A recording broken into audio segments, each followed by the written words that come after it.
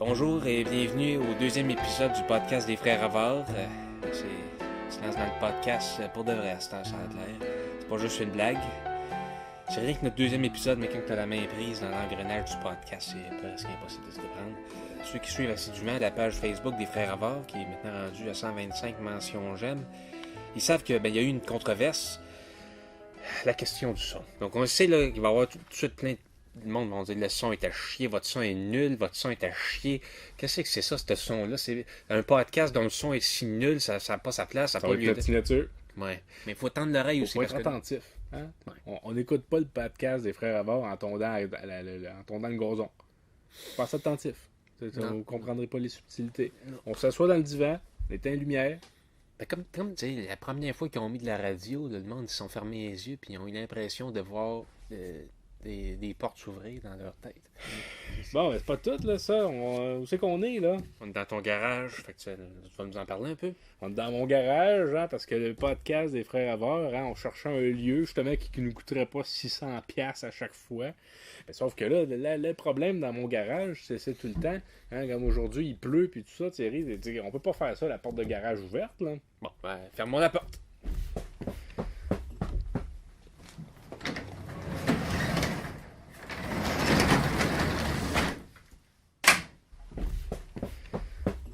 Mais là, on est juste deux. Ouais, ben Vincent, il m'a texté tantôt, là. Il avait oublié qu'il y avait sa pratique de rugby, là. Ah bon, ça a l'air, c'est violent, ça. C'est pas mal violent, mais Vincent est capable d'en prendre pour nous compter ça au prochain podcast. Ouais, non, je serais très intéressé d'en apprendre plus. C'est ça. Puis Julien, il fallait qu'il fasse le ménage à soir, fait que ça a l'air, on n'a pas le même ordre de priorité. Donc c'est moi qui anime le podcast. Anime-nous ça, tiens. Oui, c'est ça. Je suis prêt. De quoi qu'on va parler à soir, là? Ben, on va vraiment beaucoup aborder la question du podcast. C'est-à-dire, qu'est-ce que c'est un podcast? Qu'est-ce qu'on espère accomplir en podcast? Parce que, faut dire, il y en a des maudits podcasts. Moi, j'aime même pas les podcasts. Pourtant, je passe quasiment ma vie entière à en écouter. On va-tu être les premiers à faire un podcast dans un garage entre frères? J'ai l'impression, j'ai un sentiment de déjà-vu en ce moment. J'ai l'impression d'être dans un rêve que j'ai fait un moment donné, qu'on faisait un podcast comme ça. C'est ça la beauté du... Mais là, on racontera pas nos rêves, on sait à quel point c'est plate. Puis avec le podcast, déjà, c'est rêves, on n'embarquera pas là-dedans. Il y en a beaucoup trop. Mais on n'est pas des pionniers. On n'est pas des pionniers, ça, on est d'accord. On va juste essayer, pour ceux qui aiment la page Facebook des Frères Avars, 125 mentions. Ben, il y en a là-dedans, il y en a 4 que c'est moi. Il y en a au moins 3 que c'est moi. Ouais. Fait que c'est sous stress. Ça fait quand même un bon petit bassin là, de gens, de fidèles. On espère là, qu'on va essayer, on va vous donner du contenu. C'est plus facile pour nous de faire ça que d'enregistrer des petits films. Ça, c'est ce qui est bien dommage avec le podcast. On n'aura plus le temps de faire des films.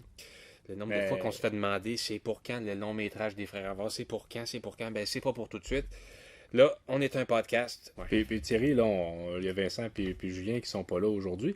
Mais je voulais te dire, quand même, le podcast des Frères Avars, ça a des invités. Là, c'est le classique du podcast. C'est tu as des invités à qui on peut parler puis échanger. Fait que, Les invités, ça va être une grande composante de notre podcast. Des invités intéressants, des universifiés, des gens universifiés, des gens de l'UQAM, de McGill, de... Je connais quelqu'un à l'ETS. L'ETS. Je connais quelqu'un à l'ETS, mais c'est une assez bonne école. Puis je connais 2-3 personnes qui ont fait l'école de la vie puis qui ont eu une pas pire note. Ouais. T'as dit que c'est vrai. Ben, moi, je connais des gens qui n'ont rushé plus qu'il faut. Ben, on les invitera ici. La morale de l'histoire, c'est que tout le monde est bienvenu en autant que vous soyez invités. Ben, on entre dans le vif du sujet. Le vif du sujet, c'est-à-dire qu'on a des chroniques. Puis je sais que Renaud a préparé quelque chose d'assez provocateur, d'assez polémique sur la question de la démocratie. Puis j'ai bien hâte d'entendre ce qu'il a à nous dire à ce sujet-là. Voilà, hein, on va se le dire. Ça coûte-tu assez cher une élection? Ben, je sais pas. Je pensais que c'était gratuit. C'est ça que le monde pense. Puis on fait ça aux 4 ans, on fait des partiels, on fait des... Non, ça coûte 300 millions à chaque fois. Sais-tu qu'est-ce qu'on pourrait faire avec 300 millions? Pour acheter une équipe de baseball, comme on en parle depuis si longtemps. Pour acheter une équipe de baseball.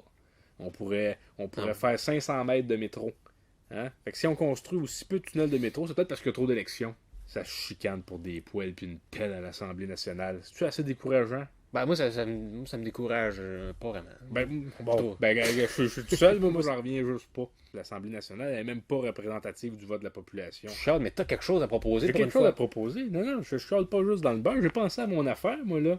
Hein, parce qu'à chaque élection, je suis choqué. À chaque fois. Ce gars-là, quand il est choqué après une élection, c'est pas beau à voir. Je l'ai déjà vu, la veine dans le front, puis c'est pas beau à voir.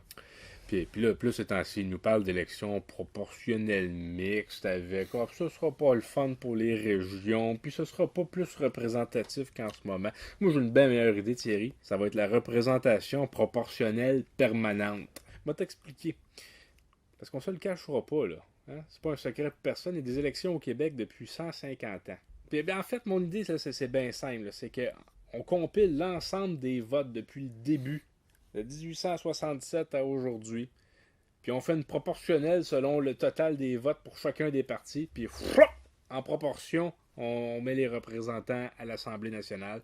That's it. Après ça, merci. Final bâton. C'est réglé. On a notre Assemblée nationale. Gouvernez. Arrangez-vous. Il n'y en a plus d'élections. Les partis qui n'existent plus, comme les créditistes. Ou ils vont avoir leur représentation. Non, mais c'est très intéressant. Là, je dis ça, mais en même temps, ça sonne un peu comme l'idée qu'un fou furieux aurait. Fait que Thierry, j'ai compilé 68 millions de votes, un par un, depuis 1867 à aujourd'hui. Selon mon système, c'est bien simple. On serait donc gouverné par un gouvernement minoritaire avec 29 millions de votes. Le Parti libéral du Québec, qui aurait 54 sièges sur 125. L'opposition officielle, le Parti québécois, 17 millions de votes, 32 sièges. Hein, puis avec les résultats qu'ont connus ces deux partis-là aux dernières élections, je pense qu'ils vont être pas mon idée, moi. Puis la deuxième opposition, ce serait l'Union nationale. 13 sièges. Hein, ils ont quand même eu 8 millions de votes dans l'histoire des élections. Puis là, après ça, qu'est-ce qu'on a? On a la Coalition Avenir des Québec aurait 6 sièges. L'ADQ, faudrait que Mario Dumont revienne à l'Assemblée. 3 millions de votes, 5 sièges. Puis, bon, évidemment, on aurait un siège pour un paquet de partis, là, des petits partis secondaires, le Ralliement créditiste, le Parti vert, le NPD Québec, le Bloc populaire, l'Action libérale nationale, l'Union des électeurs, le Parti égalité, le Rassemblement pour l'indépendance. J'aime ton idée. Je l'aime ton idée, mais je pense que ça... Laisse-nous un autre 100 ans. Juste laisse-nous un autre 100 ans. On n'a pas le temps. Mais laisse-nous un autre 100 ans de démocratie. Après ça, on arrête. Moi, je dis, on fixe une date. Laisse-nous un autre 100 ans de démocratie. J'ai le goût de mettre ma face sur une pancarte. J'ai envie, moi, dans ma vie, de pouvoir mettre ma face sur une pancarte. Laisse-moi au moins cette chance-là.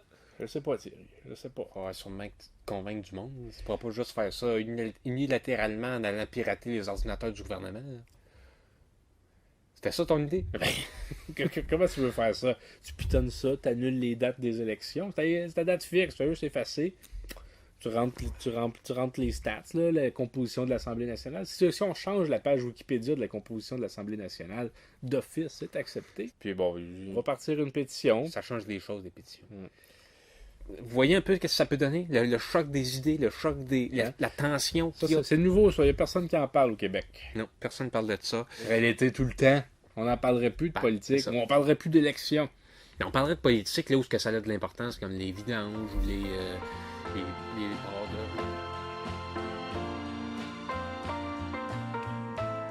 De nos jours, tout le monde est soit en train de compter son dernier voyage extraordinaire sous les palmiers de la Jamaïque, ou en train de nous parler des trépidations de l'organisation de son prochain voyage au Portugal ou à Notre-Dame de Paris. Bien souvent, on visite même pas notre beau Québec, hein? Il y a trop de mouches, il y a trop de moustiques. Mais non. Il y a bien des fois passer au-dessus de ça, là. Hein, il y a plein de richesses. T'as même pas besoin d'acheter des crédits carbone quand tu décides de voyager local. Non, mais le problème, c'est que... Il y a un gros problème. Quand c'est rendu, ça coûte moins cher d'aller passer 1 mois et demi à Cuba que d'aller voir Chicoutimi. Il y a un maudit problème. Puis c'est ça. Moi là, je peux pas aller à Chicoutimi, ça coûte bien trop cher. Tu marques un point, ça. Probablement qu'il devrait avoir des crédits d'impôt pour ça ou quelque chose. Anyway. Moi, cette semaine, j'étais allé visiter l'ancienne brasserie d'or de Montréal. Parce que oui, on oublie que pas si longtemps, les Québécois, ça buvait de la d'or. C'était la bière la plus bue par les Québécois jusqu'en quelque part dans les années 60. Ouais, maintenant, c'est la Labatt Bleue. Là. Je sais que la Labatt Bleue est pas mal populaire chez les... Chez les 15-80. Ouais. En tout cas, je me suis rendu au 990 rue Notre-Dame-Ouest à Montréal. C'est là que se trouve l'ancienne brasserie, construite il y a à peu près 100 ans. Puis je vais vous dire, on fait pitié au Québec. Hein? On n'entretient pas nos lieux mythiques comme ça. Ça fait pitié à voir. L'immeuble au complet est recouvert de sa façade là, d'une clôture parce qu'il est sur le bord de s'effondrer. Fait qu'ils ont tout clôturé ça, du plancher jusqu'au plafond, dans un gros cube de clôture. On a des compagnies de clôture au Québec qui ont un pouvoir immense. Ils savent à qui donner de l'argent parce que ça n'a pas de bon sens. Si c'était pas d'eux, là, l'immeuble il serait probablement pas abandonné depuis près de 20 ans. 20 ans que c'est abandonné. Puis là, bon, j'ai cru comprendre que c'était l'ETS qui est maintenant propriétaire de certains... L'ETS qui est l'école de technologie supérieure. Ben oui, c'est ça. Qui est propriétaire de certains bâtiments de l'ancienne brasserie d'or. Fait que, moi, dans l'espoir de pouvoir visiter les lieux mythiques, j'ai contacté un de mes amis qui est professeur à l'ETS. Je lui ai dit, c'est l'ETS qui est propriétaire. On peut aller se promener, puis tu scanner ta carte, puis m'amener là-dedans, tu sais. C'est pas ouvert au public, autrement. Hein? Faut être prof à l'ETS. Coudonc, qu'est-ce que ça prend? Sa réponse, ça a été quoi? J'ai bien dû le supplier à genoux pendant 4 minutes. Rien à faire, il voulait pas. Il m'a expliqué que l'immeuble est abandonné depuis 20 ans. Il est en très mauvais état. Il y a des trous dans les murs, des trous dans les planchers. J'ai tout essayé pour qu'il me fasse visiter les lieux. Ça a fonctionné, finalement, parce que tu l'as visité. Non, j'ai juste passé à côté. Finalement, okay. Mon ami professeur, il voulait pas me faire visiter. Puis là, il me sort son argument en choc. Il me dit, l'immeuble est rempli d'amiante friable. Ah oui, ben oui, ça, c'est vrai qu'il y a un gros problème avec l'amiante. Non, moi, j'ai dit, hey, le smart, là. Non. Je veux pas mettre je veux pas me ramener un bout de mur pour le mettre sur mes toasts. Je veux juste aller visiter l'immeuble. Tu parles comme ça à tes amis, toi? Ouais, ben, c'est ça. Ça a mal viré. Hein? Ça a mal viré. Finalement, je suis rendu chez nous, puis je me suis acheté un billet d'avion pour Madrid. Un podcast mobile, vous voyez, le prix de la mobilité, c'est peut-être le fait que notre son est à chier, mais on peut faire le podcast n'importe où. C'est sûr que... Mets ça par terre, là, on est là en train de pique-niquer, on peut faire un podcast.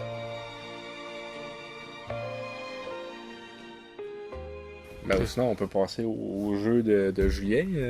Le jeu de Julien? C'est le podcast des Frères Ravages, ça va être ça aussi. Ça va être des jeux auditifs. Fait que j'ai demandé à Julien, qui ne pouvait pas être là parce qu'il fait le ménage, de s'enregistrer en train de voir des choses. Et donc d'enregistrer sa réaction sonore à ce qu'il voit. Et il va falloir que Thierry et moi, on devine qu'est-ce qu'il voit. Ça vous tente-tu de jouer? On va entendre le premier son de Julien, puis on va essayer de deviner qu'est-ce qu'il a vu. Le gars au chou, ça aurait du sens. Sinon, j'avais pensé qu'il est en train de voir quelqu'un qui fait son changement d'huile. Je pense clairement pour le prochain épisode, ça va nous prendre un spécialiste en onomatopée pour analyser tout ça. Hein. Interdit. Interdit de toucher à la poignée. C'est interdit, ça. Okay. Ben, c'est pas mal ça le jeu.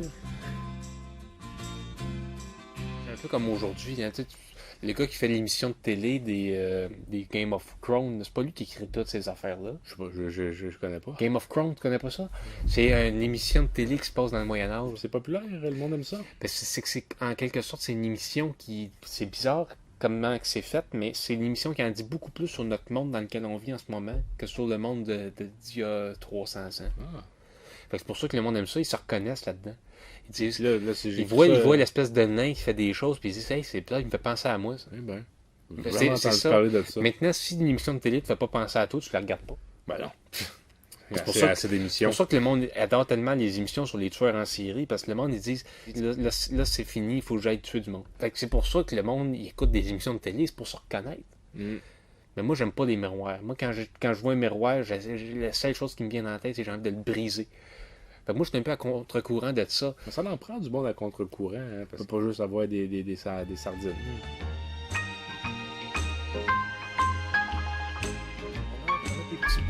Des brèves de discussion en ce moment, ça va être dans le podcast, là, ce qu'on dit. Là, c'est que là, on est dans c'est la démarche de l'atelier aussi. On n'est pas, c'est pas un podcast comme une émission de radio. On n'a pas eu un budget de développement de 5000$. On n'a pas, on tâtonne. Puis pour les prochaines émissions, ben c'est ça que je pense que c'est un podcast de discussion. Tu sais, on va arriver avec certaines choses de préparées, qu'on va avoir réfléchi, qu'on va avoir fait nos recherches exhaustives. Puis il y en a qui dans le premier épisode, il y a des pets. On va mettre 4 sur table, il y a des pets.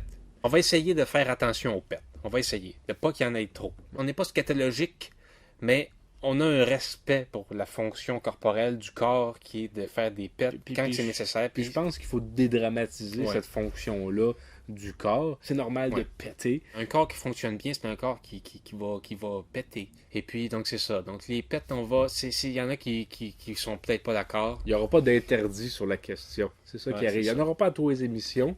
Il n'y aura pas d'embargo sur la question non plus.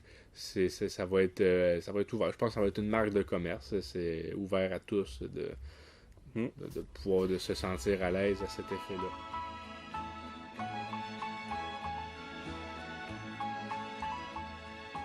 On répète, là. C'est un podcast qui a des jeux, du théâtre, de la musique, des idées nouvelles pour la démocratie, pour la politique, sur des choses, des sujets d'une envergure internationale. J'aimerais entendre parler de Star Wars d'une façon intelligente. Puis je pense que ça pourrait être un concept qu'on pourrait essayer de trouver là, pour les prochaines. Hola, Doritos! Donc là, pour ceux qui écoutent encore, on s'est trouvé des chips.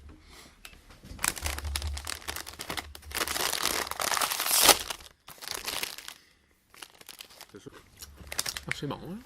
Ça va peut-être passer la date d'expiration. Ça date de quoi? Je pense pas, non. Tu t'en serais rendu compte. Tu t'en serais rendu compte? Tu t'en serais rendu compte. 18 novembre 13. Ben oui, c'est pas si date.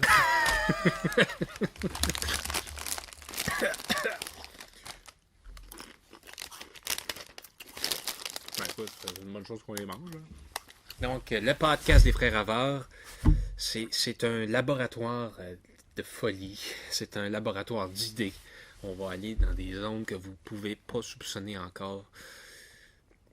Si vous pensiez qu'on était cinglés, ben vous allez en avoir pour votre argent. Si vous avez besoin d'écouter un podcast, puis que vous avez fait le tour de tous les podcasts que vous recommandez votre navigateur de podcast, peut-être que celui des Frères Havard, peut-être pas que vous allez pas dire je suis amoureux de ce podcast, vous allez même pas dire j'aime ça.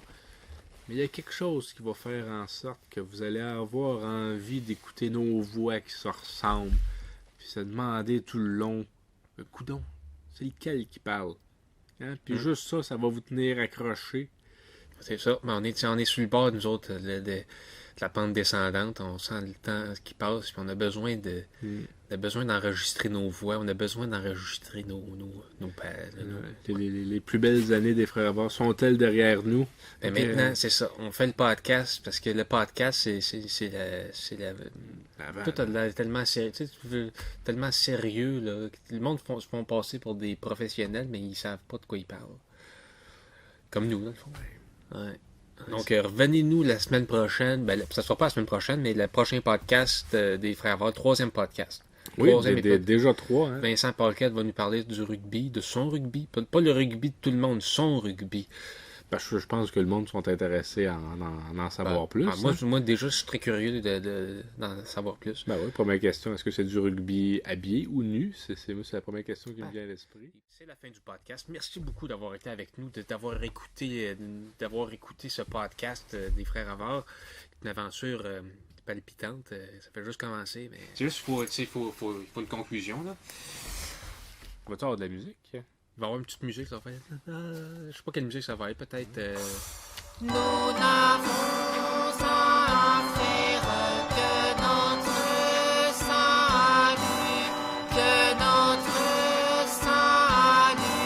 c'est là notre but, c'est là notre unique affaire. Nous serons heureux en cherchant.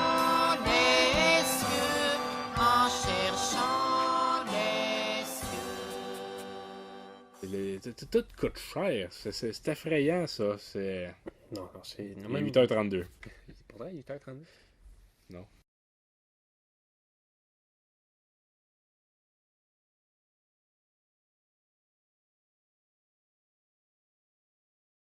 À la fin du podcast, on espère que les gens vont se dire « Quoi, c'est déjà terminé? J'espérais que ça durerait toujours. »